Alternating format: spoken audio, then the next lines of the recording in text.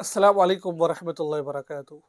Comments के अंदर एक बहन ने मुझसे सवाल किया कि मौलाना साहिब, अगर कोई औरत किसी शख्स से हलाला करवाए और वो शख्स जिससे हलाला करवाया जा रहा है वो नामर्द है, यानी कि वो मिस्री के काबिल नहीं है, तो क्या वो हलाला हो जाएगा या नहीं होगा?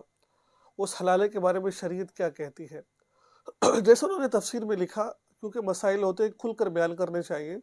वो कहते वो बंदा नामर्द था, उसका किसी किस्म का कोई वो नहीं था कि वो हरकत कर सके, उसका जो मादा है, जो शर्मगाह है। तो कहती है कि मैंने ज़बरदस्ती उसके शर्मगाह को पकड़ा, सुखड़ी हुई शर्मगाह थी, उसको अपने शर्मगाह में दाखिल कर दिया। तो क्या इससे हलाला हुआ है या नहीं हुआ है? एक हदीस सुनाता हूँ, उसके बाद फिर मैं आपको हदीस के बाद अपना एक किताब का हवाला भी देता हूँ, 2-3 बातें। नंबर 1, हलाले के लिए शर्त ये है, ठीक है?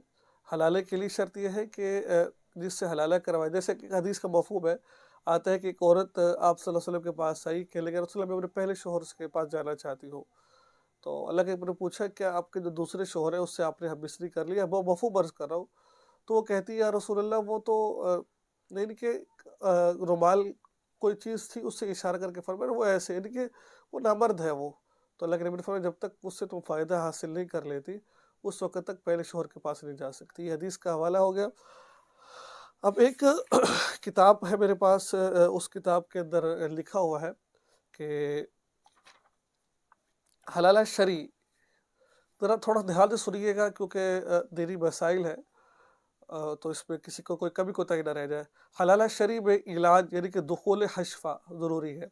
हशफ़ा कहते हैं जो मर्द की शर्मगाह का अगला हिस्सा होता है, उसको हशफ़ा कहा जाता है, और वो भी मुंतशिर हालत में हो, यानी कि मुंतशिर का मतलब होता है कि वो जोश के अंदर हो।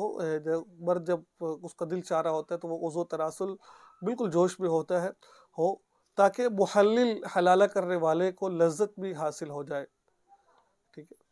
क्या कहा कि जो हलाला कर रहा है उसको लज़्ज़त भी, अब नामर्द आदमी है, उसको कैसे लज़्ज़त हासिल हो सकती है, ठीक है? या फिर औरत को कैसे लज़्ज़त हासिल हो सकती है, ठीक है? ये तो जिस शख्स से भी हलाला कराया जाए वो जिमा करते वक़्त दुखूल हशफ़ा शर्मगाह दाखिल करके, हाँ, करके, यानी कि शर्म को दाखिल करे, बगैर इंज़ाल के जिमा ख़त्म कर दे और औरत को तलाक दे दे, तो अब ये औरत इद्दत तलाक गुज़ारने के बाद ख़ाविद, कहने का मतलब ये है कि अगर वो इंज़ाल ना भी करे, अंदर दाखिल करने के बाद मनी ख़ारिज ना करे, बस ख़ुरूज करता है, लज़्ज़त उसको मिल चुकी है, ठीक है ना? लज़्ज़त मिल चुकी है।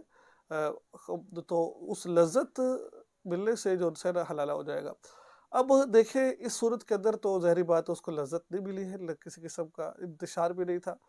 तो लिहाज़ा बेहतर तो यही है कि आप ये मसला अपने किसी दारुल-इफ्ता में जाकर पूछें। लेकिन जो हदीस और इस किताब की रोशनी से जो मसला अख़ज़ होता है वो यही होता है कि हलाला नहीं होता इस तरह। तो आप, क्योंकि उलमा के पास किसी, जहाँ से आपका ताल्लुक़ है, वहाँ किसी आलिम से या किसी दारुल-इफ्ता से जाकर इस मसले की वज़ाहत करें, वो आपको बेहतरीन बता सकते हैं। बहरहाल इनकी इसी रूह से जो मैंने आपको पढ़कर सुनाया है, इन्हीं शराइत की बिना पर आपका हलाला नहीं होता है। तो उम्मीद है कि आपको मसला समझ आ गया होगा। दुआ में याद रखें, चैनल को सब्सक्राइब करें और इस वीडियो को आगे शेयर ज़रूर करें। अस्सलाम वालेकुम।